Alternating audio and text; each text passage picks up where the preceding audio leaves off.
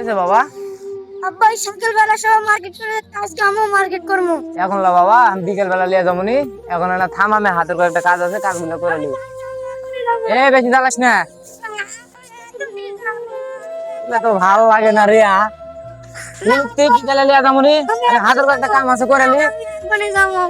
তো চ সাওয়ালের কি বলে আসি না রে।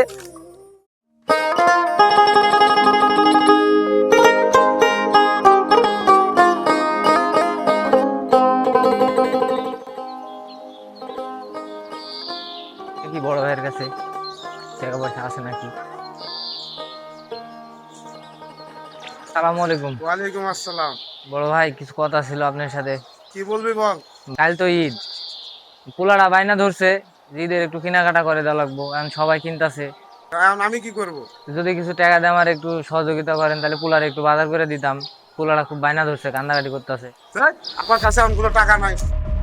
আর গরিবের আবার কিসের ঈদ? গরিবের কোনো মার্কেট নাই। কাজ করে খাইতে পারিস না? এই সর, গরিবের বাচ্চা, আমার কাছে কোনো টাকা নাই, টাকা পয়সা দিতে পারবো না আমি, যা।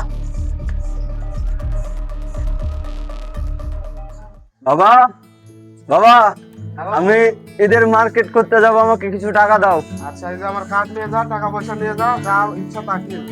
তোর ইচ্ছা মতো কিন, ছেলে।